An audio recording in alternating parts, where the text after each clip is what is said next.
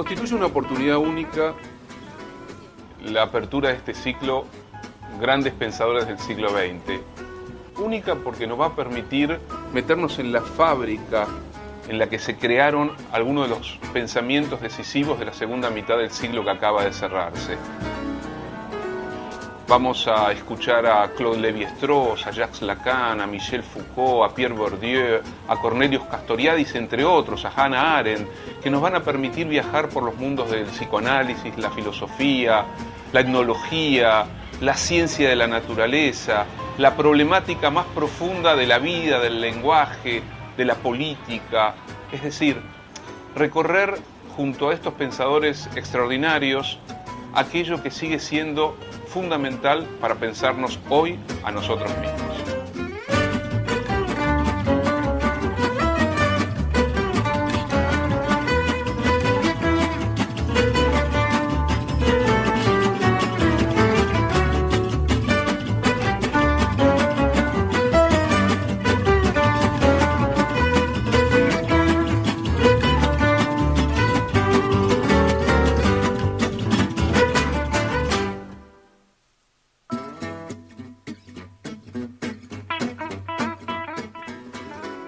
Hoy vamos a tener la oportunidad de ver y escuchar una entrevista a Michel Foucault, a un Foucault todavía joven, un Foucault que está entrando en la década de los 60, no en edad, sino esa vertiginosa, turbulenta y extraordinaria década del 60 del siglo pasado.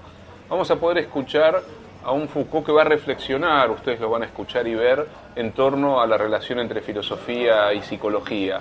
Pero lo que nos interesa, lo que me interesa transmitirles a ustedes es la originalidad, la importancia decisiva de la obra y del pensamiento de Michel Foucault para poder pensarnos de una manera crítica, de un modo profundo, para poder pensar las estructuras del poder, para poder dar vuelta a la construcción de las prácticas sociales, de las instituciones en las que hemos sido educados, para poder indagar profundamente en la construcción de la cultura y la civilización de Occidente, aquella que naciendo con el capitalismo fue creando las condiciones de una organización de la vida, de una organización del sujeto que atraviesa esa vida, que nos permita preguntarnos por el estatuto de la ciencia, por la cuestión de la verdad, por la circulación de ese vínculo entre verdad, saber,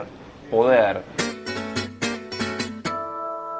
Vamos a tratar de escuchar a un Foucault que ya ha escrito la historia de la locura en la época clásica, que es una maravillosa indagación para dar cuenta de qué ha sido del lugar del loco en la cultura de Occidente. Es el Foucault que está preparando Las palabras y las cosas, donde va a preguntarse por el surgimiento de la ciencia del hombre, de las ciencias sociales en el final del siglo XVIII y el comienzo del siglo XIX. Un Michel Foucault que no simplemente va a ser parte del gran debate del estructuralismo y del postestructuralismo francés de los años 60, sino que va a marcar a fuego la historia, la filosofía, la ciencia del lenguaje, la economía política, al tratar de hacer una genealogía, una indagación de cómo ha funcionado la máquina del saber, tratando de señalar que no hay saberes neutrales, objetivos, puros, virginales, sino que todo saber se entrama en una lógica del poder, en un modo de construir sentido y de organizar y sistematizar y cuadricular y ordenar la vida de los seres humanos. Pero Foucault no es simplemente un pensador del siglo que se ha cerrado. Foucault es aquel que ha pensado el funcionamiento de la sexualidad, de las cárceles. Foucault es aquel que ha indagado, insisto, por la máquina del poder. Y Foucault básicamente nos sigue hablando a nosotros. Foucault ha pensado lo que se ha denominado la biopolítica, es decir, el momento histórico en el que el Estado se hace cargo de la totalidad de la vida de los seres humanos. Foucault ha tratado de pensar la relación entre las palabras y las cosas. Foucault también ha hecho una larga indagación erudita, entrañable, profunda, en torno a la historia del deseo, a la historia de los placeres, a la construcción del uno mismo, de la individualidad. Foucault también ha pensado la metáfora represiva como núcleo del imaginario sexual. Foucault ha tratado de poner en cuestión los dogmatismos, los ismos, las doctrinas absolutas que recorrieron gran parte de la historia de la modernidad. Por eso Foucault va a romper la idea de un poder unificado, centralizado, uniforme, para plantearnos más bien la difuminación, la capilaridad, la dispersión del poder, e incluso la relación entre poder y voluntad, la erótica del poder. En Foucault, en sus reflexiones, están las obras de Lacan, de Lévi-Strauss, de Nietzsche, de Hegel, de gran parte de la tradición filosófica, de los griegos, pero también está el trabajo del archivista, del arqueólogo de las ideas, de aquel que va a hurgar en lo profundo de la construcción de sentido que está en el mundo de las instituciones. El Foucault de Vigilar y Castigar, otro de sus libros culminantes, va a preguntarse por la construcción del delincuente, por la metáfora del encerramiento, por la construcción de una sociedad de la vigilancia, de la punición y del castigo. Es un Foucault también comprometido con su época, con las luchas de las minorías, de los otros, de los excluidos. Es un Foucault que nos permite romper la lógica del prejuicio, del racismo, de la exclusión de aquel que vive una vida distinta, entre comillas, a lo que se acepta por normalidad.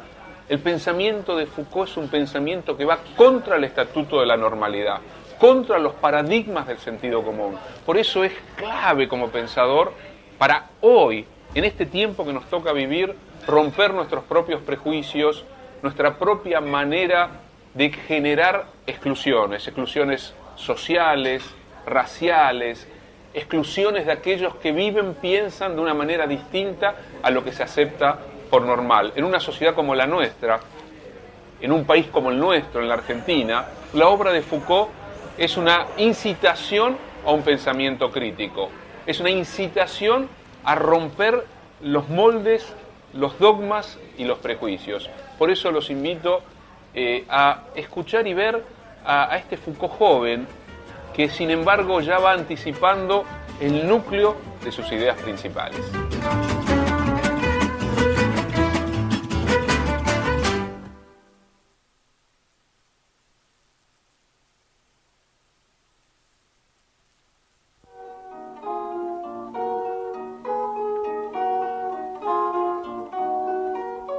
Or, c'est proprement avoir les yeux fermés sans tâcher jamais de les ouvrir, disait Descartes, que de vivre sans philosophie.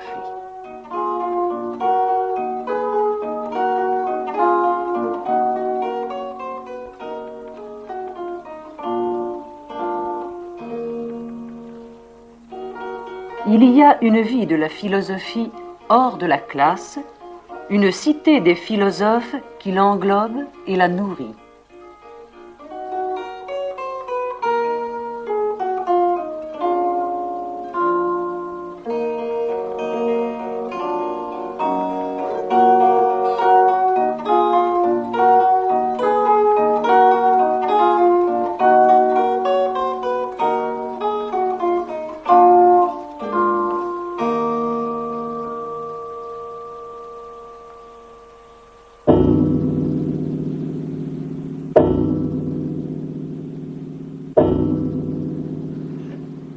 Qu'est-ce que la psychologie?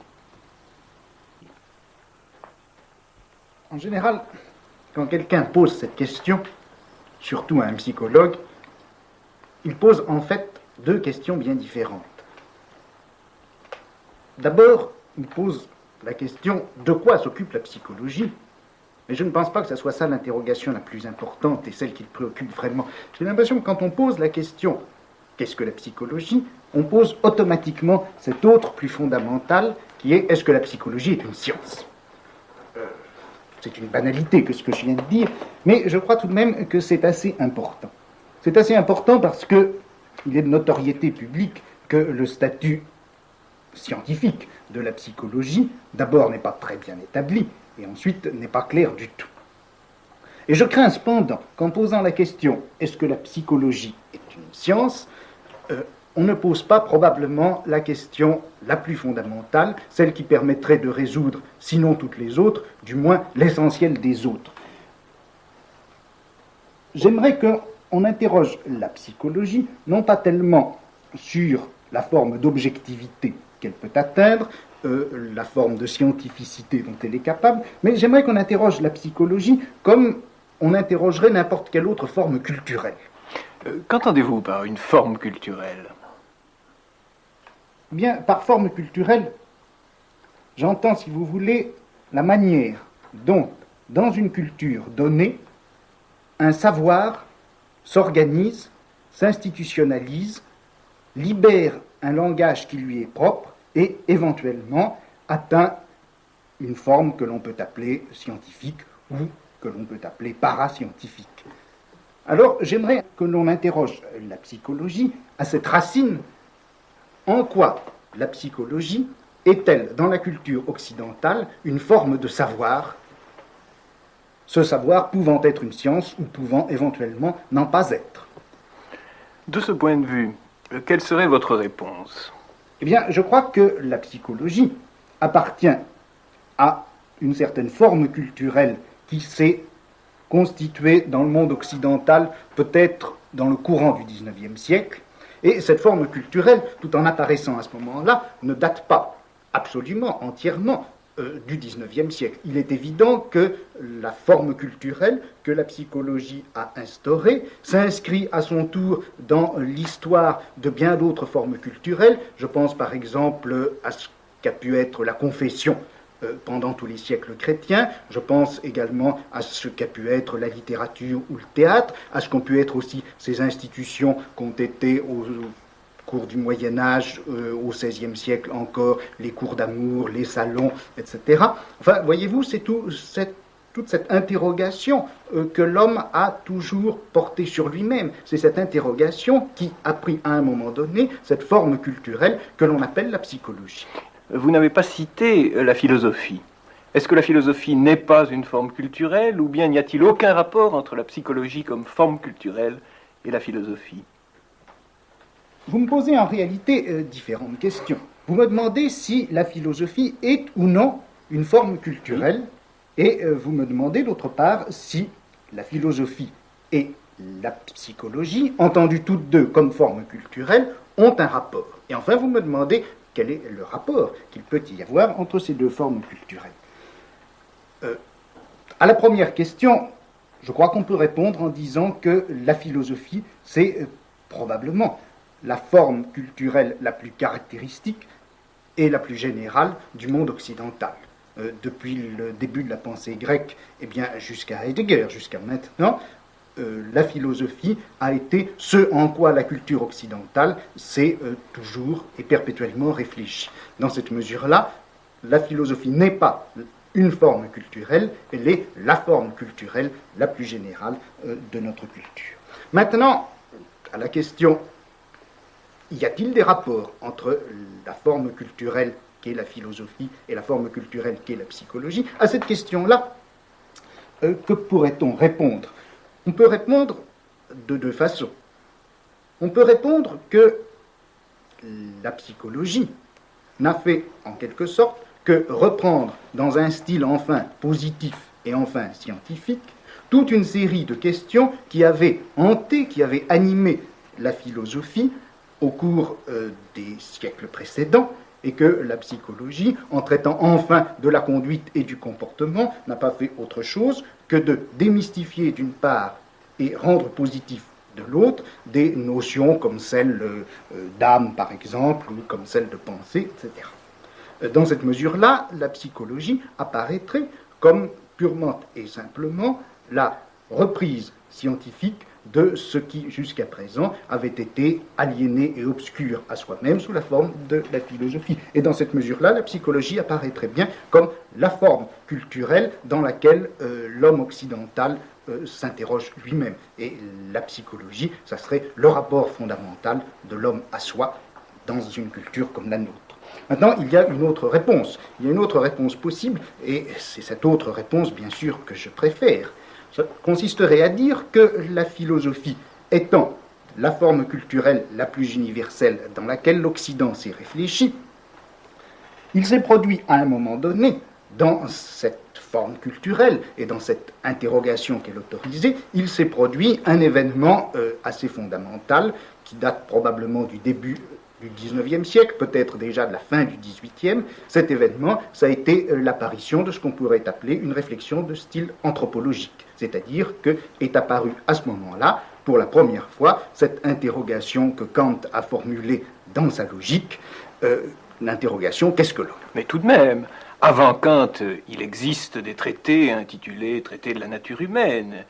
Il existe une réflexion sur l'homme. Oui, mais je crois que la réflexion sur l'homme, au XVIIe et au XVIIIe siècle, tous ces traités sur la nature humaine, tous ces traités de l'homme, ne faisaient en réalité que déployer une réflexion de second ordre par rapport à la réflexion philosophique. C'est-à-dire que le problème de la philosophie était, au moins depuis l'époque chrétienne, une réflexion sur l'infini.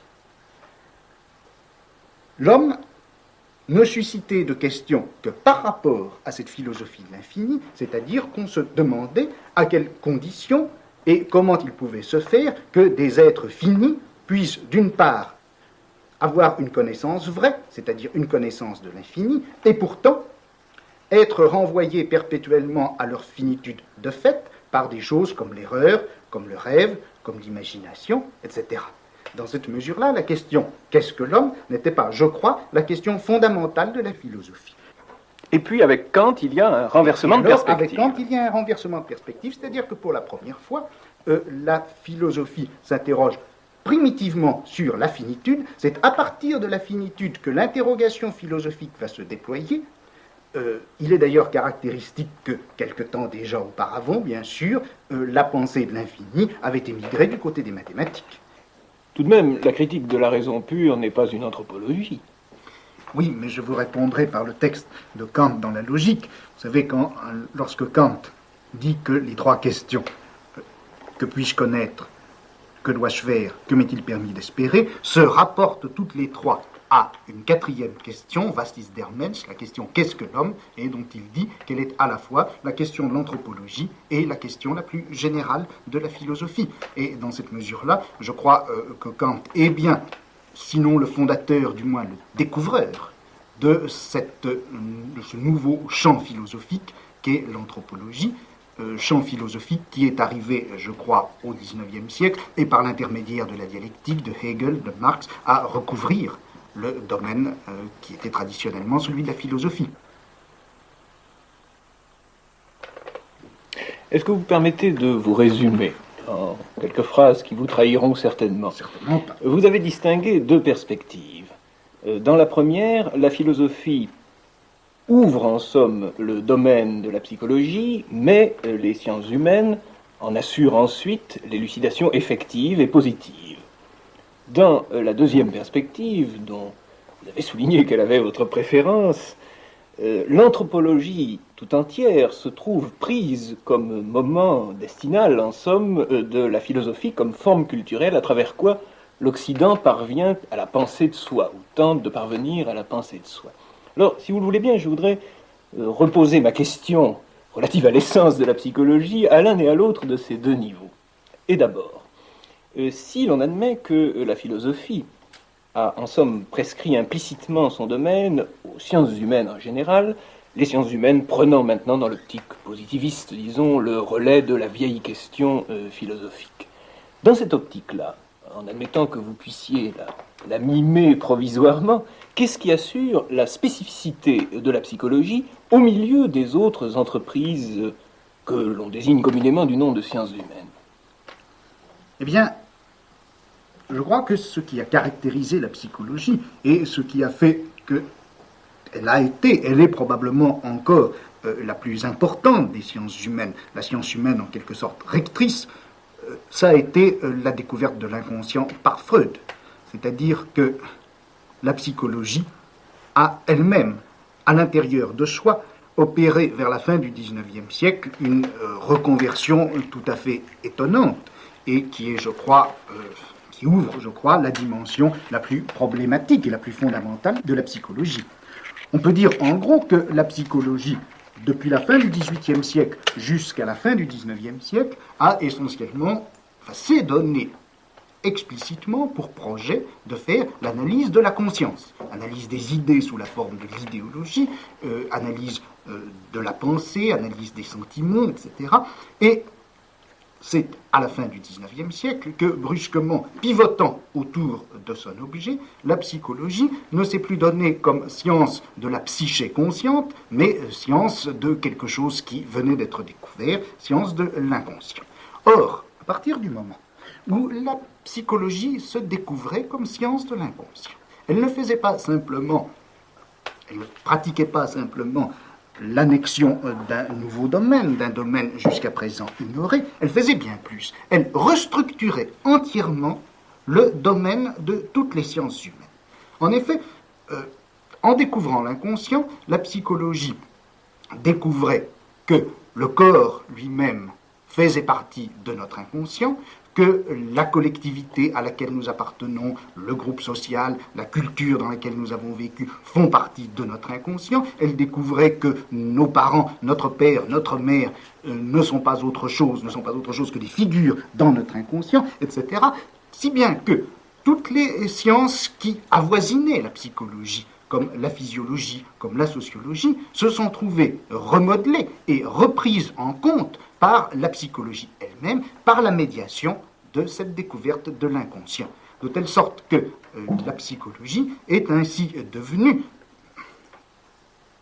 au niveau de ses fondements les plus secrets, elle est devenue probablement ce qui porte avec soi tout le destin des sciences humaines. Plaçons-nous maintenant dans l'autre perspective. Quelle place peut-on assigner à cette découverte freudienne de l'inconscient dans l'anthropologie conçue cette fois comme moment philosophique de la pensée de l'Occident? Eh bien, là, il s'est produit un certain nombre d'événements. Voyez-vous, je parle toujours d'événements, mais je suis farouchement partisan de l'histoire événementielle, au moins en philosophie. Puisqu'après tout, jusqu'à présent, on n'a jamais fait l'histoire de la pensée qu'en termes abstraits de structure générale, idéale et intemporelle. Eh bien, il faudrait peut-être risquer une histoire purement événementielle de la philosophie, et non pas des philosophes. Eh bien, si on faisait une histoire événementielle de la philosophie, je crois qu'il faudrait constater une série de faits, d'événements, en quelque sorte bruts, dans l'être même de la philosophie, qui se sont passés au XIXe siècle. Cet inconscient que la psychologie découvre comme nouvel objet et en même temps comme méthode absolument universelle pour toutes les sciences humaines, voilà que cet inconscient, en fait, il était déjà réfléchi par la philosophie elle-même, et ceci depuis Schopenhauer. Or, cet inconscient qui était objet philosophique depuis Schopenhauer et qu'il est resté jusqu'à Nietzsche, a été en même temps pour la philosophie, ce qui lui a permis de contourner la question anthropologique que Kant avait assignée à la philosophie comme son domaine le plus général. Grâce à la réflexion sur l'inconscient, on s'est aperçu, si vous voulez, pour parler très grossièrement, finalement, que l'homme n'existe pas. Et c'est bien ce que Nietzsche a découvert lorsque, en affirmant la mort de Dieu, il a montré que cette mort de Dieu, ce n'était pas simplement la fin de la religion chrétienne, ce n'était même pas la fin de toutes les religions, mais c'était la fin de l'homme dans sa réalité et dans sa valeur humaniste, tel qu'il avait été reconnu depuis la Renaissance, depuis le protestantisme, peut-être même bien avant, depuis Socrate. Et si bien que on arrive à cette très curieux chiasme dans les événements fondamentaux du savoir occidental au XIXe siècle, apparition de l'anthropologie comme destin de la philosophie occidentale au début du XIXe siècle, découverte par la philosophie de l'inconscient comme à la fois fondement et disparition de cette anthropologie, et d'un autre côté, les sciences humaines et la psychologie reprennent à la fin du XIXe siècle cet inconscient, fonde ainsi les sciences de l'homme sous une forme qui se veut, qui se croit et qui est peut-être positive, mais au moment où les sciences humaines se fondent dans leur positivité, voilà que l'homme a philosophiquement disparu. Et si précisément il existe de nos jours ce lien et ce non-lien entre la philosophie et la psychologie, c'est bien peut-être précisément à cela que ce phénomène est dû. D'une part, la philosophie a imposé le thème anthropologique à toute la culture occidentale, et puis au moment où la psychologie reprend ce thème anthropologique et lui donne, grâce à l'inconscient, une parole absolument nouvelle et peut-être positive, eh bien la philosophie découvre que l'homme lui-même n'existe pas, ce qui fait que la positivité de la psychologie n'aurait peut-être pour fondement que cette aberration, ce vide, cette lacune qui serait l'existence de l'homme. Vous avez dit que le grand recentrement de la psychologie et même des sciences humaines en général s'était fait à la fin du XIXe siècle autour du thème de la découverte de l'inconscient. Le mot découverte est pris en général dans un contexte scientifique ou positiviste. Qu'entendez-vous exactement par découverte de l'inconscient ? Bien, je crois qu'il faut prendre le mot à peu près au sens strict. Freud a littéralement découvert l'inconscient comme une chose. Il y a eu, pendant une vingtaine d'années, il y a eu une mode qui a régné, qui a été de dire que, malgré tout l'intérêt de la psychanalyse, on rencontrait chez Freud un perpétuel postulat chosiste. Enfin, depuis Politzer jusqu'à Merleau-Ponty compris, le chosisme, le positivisme de Freud a été critiqué comme une séquelle de la pensée du XIXe siècle, et on a essayé au contraire de réintroduire cette chose gênante qui était l'inconscient, de la réintroduire dans un réseau de signification plus subtile, plus fine, dans un réseau de signification tout court, de telle sorte que l'inconscient aurait pris statut dans une subjectivité peut-être transcendantale, ou peut-être empirique, ou peut-être historique, peu importe, mais l'inconscient aurait cessé d'être cette vilaine chose désagréable et caillouteuse que Freud a découvert en quelque sorte au-dessous du psychisme humain. Mais enfin, il ne faut pas oublier tout de même que Freud a effectivement découvert l'inconscient comme on découvre une chose, ou plutôt, si vous voulez, comme on découvre un texte. On sait bien, et là-dessus, les interprétations que le docteur Lacan donne actuellement de Freud sont indubitables, on sait bien que l'inconscient freudien a une structure de langage. Mais ça ne veut pas dire que l'inconscient est un langage en quelque sorte vide ou virtuel. L'inconscient, c'est une parole, ce n'est pas une langue. C'est-à-dire que ce n'est pas le système qui permet de parler, c'est quelque chose qui a été effectivement écrit, des mots qui ont été réellement déposés dans l'existence de l'homme, ou dans le psychisme de l'homme, si vous voulez, en tout cas qui se découvrent littéralement lorsque l'on pratique cette opération un petit peu mystérieuse qu'est la psychanalyse. On découvre un texte écrit, c'est-à-dire qu'on découvre premièrement qu'il y a des signes déposés, deuxièmement que ces signes veulent dire quelque chose, que ce ne sont pas des signes absurdes, et troisièmement, on découvre enfin ce qu'ils veulent dire. La reconnaissance de l'inconscient comme texte, puis l'opération par laquelle on déchiffre la signification de ce texte. S'agit-il là de deux moments méthodologiques de la psychologie ? Il me semble que dans la pratique psychanalytique, la découverte qu'il y a un texte et la découverte de ce que ce texte veut dire ne font en réalité qu'une seule et même chose. Est-ce à dire, pour employer le langage de la linguistique, que le texte psychique est à la fois le message et le code de ce message ? On a affaire à un ensemble de graphies, si vous voulez, dont on ne sait même pas encore si ce sont des lettres, des mots qui sont par là représentés. Et de plus, une fois que l'on sait, une fois admis qu'il s'agit bien de mots qui sont ainsi déposés, on ne sait pas leur sens. Et on ne sait pas quel rapport ils ont avec leur sens. Il faut donc que l'opération analytique fasse d'un seul tenant la triple opération qui consiste à isoler ce qui est signifiant, Deuxièmement, établir la loi qui régit les rapports du signifiant au signifié, et finalement découvrir ce que ça veut dire et découvrir le texte final qu'il y a à interpréter. Oui, mais je vois là une difficulté. Si le message que représente l'inconscient est à lui-même son propre code, la psychologie, sous la forme de la psychanalyse, va se révéler impuissante à se constituer comme science de structure générale. Nous aurons affaire dans tous les cas à des textes individuels porteurs de leur propre code et qui demanderont à chaque fois le recommencement de l'entreprise entière.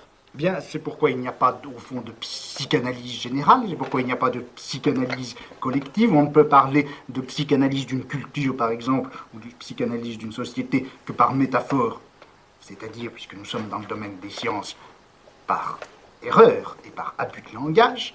Il n'y a de psychanalyse que de l'individu, et dans cet acte absolument fondateur, si vous voulez, fondateur de sens, qu'est le rapport analytique entre le médecin, entre le psychanalyste et son patient, il n'en reste pas moins que chacune de ces découvertes rigoureusement individuelles, qu'il y a un texte et de ce que ce texte veut dire, peut permettre évidemment d'établir certains isomorphismes ou certaines structures générales de langage que l'on va trouver chez un autre individu. Mais le fait que le message détienne en lui-même son propre code est une loi fondamentale de la psychanalyse et fait qu'il n'y a de psychanalyse qu'à l'intérieur de cette opération individuelle qui est la cure même de la psychanalyse. Je voudrais maintenant revenir avec quelque obstination à la question « qu'est-ce que la psychologie ?» et peut-être aussi vous contraindre à parler de ce dont je vous soupçonne de ne pas vouloir parler.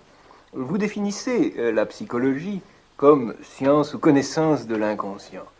Mais enfin, quel statut accorder à toutes ces pratiques, à toutes ces activités qui existent? Psychologie animale, tests, psychophysiologie, psychologie factorielle. Bref, tout ce qu'on appelle, pour l'opposer à la psychanalyse, la psychologie théorique ou la psychologie de laboratoire. Bien, il me semble précisément que cette psychologie est la moins théorique qu'on puisse imaginer. Je veux dire ceci, c'est qu'il n'y a certainement pas entre la théorie et la pratique freudienne la distinction qu'on a voulu croire pendant un certain nombre d'années. La pratique freudienne et la théorie freudienne ne sont certainement qu'une seule et même chose. En revanche, la psychologie dite théorique me paraît terriblement pratique. Je veux dire ceci, c'est que les rapports de production ont changé entre le 19e et le 20e siècle. Les rapports de production ont changé, et puis, de plus, l'homme est apparu comme n'étant pas simplement un producteur, mais maintenant comme un consommateur. Et il me semble que, d'une part, dans cette apparition de la consommation comme fait économique essentiel, et puis dans le jeu qui s'est produit dans les rapports de production, c'est libérer un espace à l'intérieur duquel un certain nombre de pratiques sont devenues possibles. La psychologie des aptitudes, si vous voulez, et la psychologie des besoins me paraissent l'une et l'autre se loger très bien à l'intérieur de ces nouvelles pratiques économiques. Et je crois que toute la psychologie, à partir du moment où elle n'est pas psychologie de l'inconscient, c'est-à-dire à partir du moment où elle n'est pas psychanalyse, est forcément une psychologie de type économique. On a fait grand usage, au moins à une certaine époque, pour distinguer, pour opposer psychologie expérimentale ou positiviste et psychologie anthropologique, disons, de la distinction entre explication et compréhension. Est-ce que ça vous paraît avoir un sens? Je crois que ça en a un et très profond. Mais je ne suis pas sûr que la notion de compréhension, que le mot même de comprendre, soit absolument le mieux adapté. Il me semble, si vous voulez, que ce qui s'est passé, c'est en gros la chose suivante. Depuis le XVIIe siècle jusqu'à la fin du XIXe, toutes les disciplines interprétatives ou exégétiques étaient en quelque sorte restées dans l'ombre, ou s'étaient retirées dans l'ombre au profit de toute une méthodologie du savoir qui chercher beaucoup plutôt la définition plus ou moins positiviste de loi ou de principe d'explication. Et voilà que, à travers Nietzsche, à travers la réapparition également de l'exégèse et de l'interprétation des textes religieux au XIXe siècle, à travers, bien entendu, la psychanalyse qui est découverte et interprétation du signe, voilà que sont réapparues dans la culture occidentale des techniques interprétatives, des techniques d'exégèse qui avaient été fondées à Alexandrie avant même le christianisme, et qui n'ont pas cessé de surplomber le monde occidental jusqu'au XVIe siècle, jusqu'à la Renaissance, peut-être même jusqu'au cartésianisme. Et c'est la réapparition de ces techniques interprétatives que Dilthey a appelé du mot peut-être pas très ajusté de comprendre. J'aimerais mieux que l'on dise expliquer et interpréter, ça me paraîtrait beaucoup mieux caractériser ce mouvement de bascule par lequel la vieille exégèse alexandrine a réapparu chez nous à travers Freud et jusqu'aux psychanalystes contemporains. Eh bien, je terminerai par une question pédagogique. Si vous aviez à enseigner dans une de nos classes terminales ce qu'on appelle la psychologie, comment vous y prendriez-vous ? Bien, je dois vous dire que je serais assez embarrassé. Parce que j'ai l'impression que j'aurais un rôle au moins double. Il faudrait d'une part que j'enseigne la psychologie, et d'un autre côté que j'enseigne la philosophie. Il me semble que la seule manière de résoudre ce problème, ce n'est pas de nier le partage, mais au contraire de l'appuyer, de le marquer davantage encore. Et ce que j'aimerais faire, c'est faire mon cours de psychologie masqué comme le philosophe de Descartes, mais c'est en tant que psychologue, cette fois, que je serai masqué. Je tâcherai de changer mon visage autant que faire se peut, changer ma voix aussi, changer mes gestes, changer tout mon habitus, et puis, pendant l'heure de psychologie, eh bien, j'enseignerai la psychologie de laboratoire, j'enseignerai les tests, j'enseignerai le labyrinthe, j'enseignerai le rat. Bien sûr, il faudrait aussi que je parle de psychanalyse. Ça serait, si vous voulez, la seconde variante de ce premier personnage. Je tâcherai de parler avec la plus grande prudence, mais la plus grande précision aussi, de ce que c'est que la psychanalyse, qui est si proche de ce qu'il y a de fondamental dans les sciences humaines, et qui est pourtant si éloignée de la psychologie de laboratoire, probablement parce qu'elle n'est pas liée à la même structure de la praxis. Et puis alors, pendant l'heure suivante, je serai philosophe, c'est-à-dire que j'enlèverai mon masque, j'essaierai de reprendre ma voix, et c'est à ce moment-là, dans toute la mesure, au plus près de moi-même, que j'essaierai de parler de ce que c'est que la philosophie.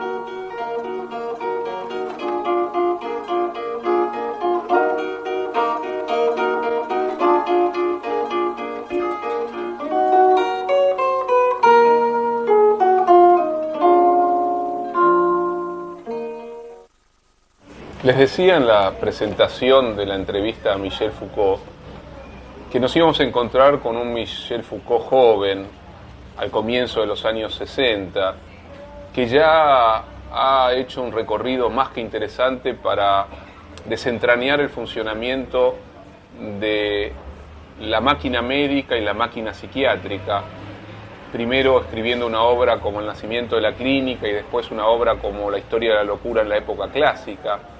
Pero Michel Foucault, que nació en 1926 y fue hijo y nieto de médicos, rompió, de algún modo, con el mandato paterno, y no solamente que rompió con el destino que estaba escrito en su biografía, ser un médico Foucault de la familia Foucault, sino que se preocupó profundamente por desentrañar cómo funciona la disciplina, el saber, la institución médica, de la misma manera en la que también pudo desentrañar el funcionamiento de la trama psiquiátrica, de la construcción de la locura, y también más adelante en un libro de comienzo de los años 70 como es Vigilar y Castigar, pudo, les decía, indagar por el funcionamiento de la institución prisión y la construcción de la imagen del delincuente.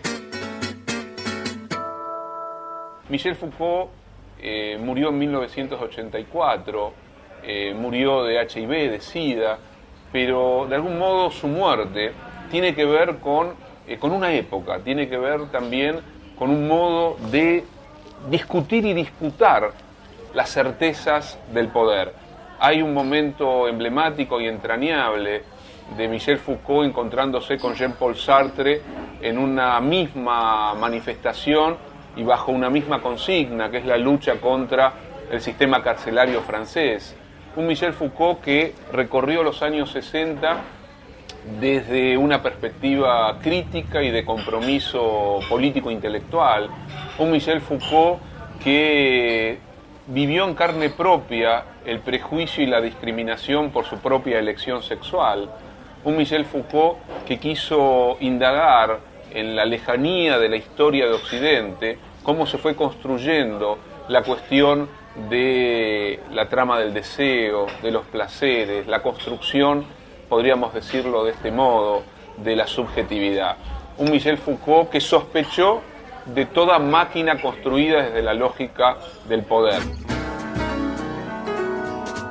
En esta entrevista, Foucault muy didácticamente, pero con mucho énfasis, nos muestra la relación entre filosofía y psicología, habla de la ruptura freudiana, de la cuestión del inconsciente, se pregunta por la idea de cultura y también ya establece esa primera definición, esa primera aproximación al vínculo entre saber y poder. Foucault es un genealogista que, heredando críticamente a Nietzsche, va hacia el pasado para pensar el presente. Siempre que va hacia el pasado, lo hace desde la propia actualidad. No va al pasado como quien entra en un museo para ver y visitar cosas muertas. Va al pasado para entender lo que hoy nos atraviesa, lo que hoy nos constituye, lo que hoy nos domina, lo que hoy nos sujeta. Fue nuevamente un placer haber compartido con ustedes, en este caso, la entrevista a Michel Foucault. Insisto, un pensador extremadamente actual, extremadamente provocativo, que lo que genera es no simplemente que lo leamos, que tratemos de recorrer su obra, sino que podamos pensarnos críticamente a nosotros mismos a través de la indagación de su pensamiento. Gracias por haber compartido este programa y esta entrevista. Nos vemos la próxima.